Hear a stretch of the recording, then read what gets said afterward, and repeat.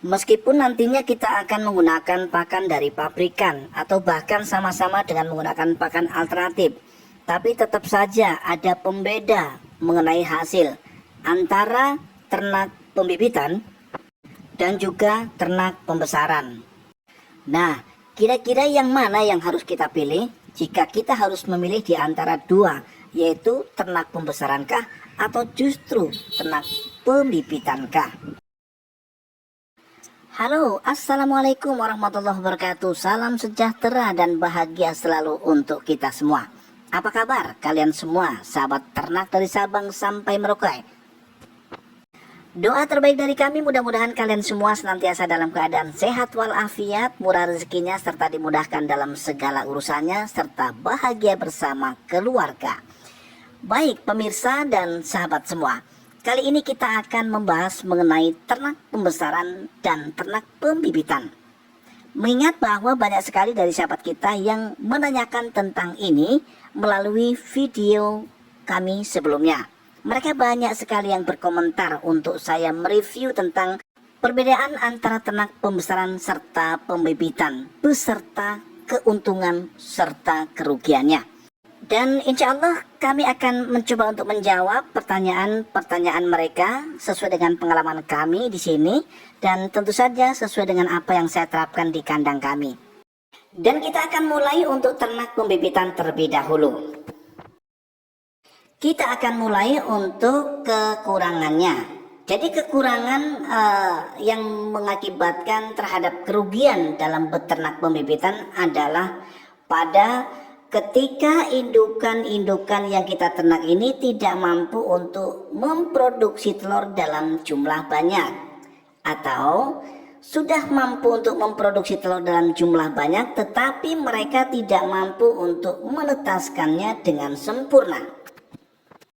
Dan tentu saja hal ini pasti akan membuat kita menjadi rugi, teman-teman. Karena akan banyak kejadian yang akan terjadi ya untuk ternak pembibitan. Salah satunya yang akan membuat kita menjadi rugi, ada terkadang salah satu dari indukan ayam kita bertelurnya tidak lancar. Itu yang pertama. Kemudian ada juga salah satu dari indukan kita yang mengalami stres, sehingga banyak kejadian mereka, indukan ayam kita, memakan telurnya sendiri. Dan tentu saja pasti kita menjadi rugi dengan hal ini. Dan ada juga kejadian di mana DOC tidak bisa menetas secara sempurna. Terkadang mati masih dalam cangkang. Itu juga salah satu faktor yang membuat kita menjadi rugi dalam ternak pembibitan, pemirsa. Berbeda halnya dengan ketika kita ternak pembesaran. Kalau kita ternak pembesaran, maka kita hanya dituntut untuk membuat DOC yang kita besarkan sejak usia 0 paling tidak sampai usia 2 bulan agar tetap hidup. Kenapa saya targetkan sampai usia 2 bulan saja? Karena usia 0 sampai kepada usia 2 bulan ini termasuk masa-masa pertumbuhan DOC. Ketika masa-masa ini bisa kita lewati, maka 95% ayam-ayam kita pasti akan sehat dan bisa panen. Mengenai bagaimana cara merawat DOE ayam kita dari 0 sampai kepada usia panen, nanti kita akan bahas di next video ya, pemirsa dan teman-teman semua. Karena di sini kita hanya akan membahas mengenai perbandingan antara ternak pembesaran dan ternak pembibitan, mana sih sebetulnya yang lebih menjanjikan.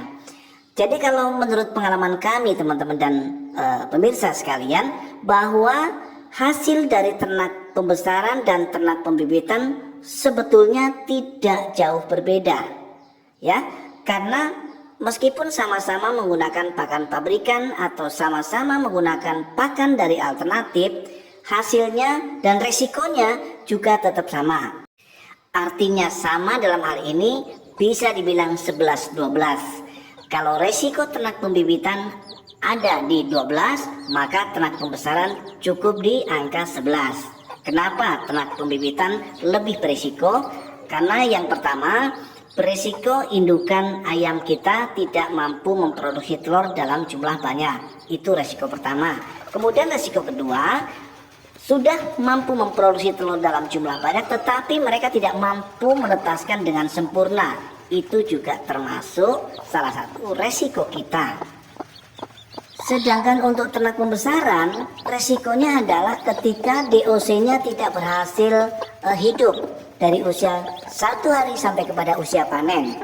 Kalau DOC-nya sendiri tidak berhasil hidup, maka tentu saja kita akan gagal panen, teman-teman. Kalaupun ada sebagian yang masih bertahan hidup, tetapi tetap saja secara hitungan kita pasti akan rugi. Jadi perbandingan antara ternak pembesaran dan ternak pembibitan, pemirsa dan teman-teman semua, itu sebetulnya tidak terlalu signifikan, baik secara pengeluaran biaya kosnya maupun dari segi penghasilannya. Yang membedakan hanya tingkat resiko di dalamnya. Baik pemirsa, teman-teman dan sahabat semua, mungkin sampai di sini saja perjumpaan kita kali ini. Mudah-mudahan video kali ini adalah video yang bisa bermanfaat ya untuk kita semua. Mudah-mudahan kita akan bisa diberikan kesempatan kembali untuk bertemu esok hari. Akhirnya saya Puja Kesuma Farm mohon diri, mohon maaf atas segala kekurangan. Assalamualaikum warahmatullahi wabarakatuh. Salam sejahtera dan salam bahagia selalu.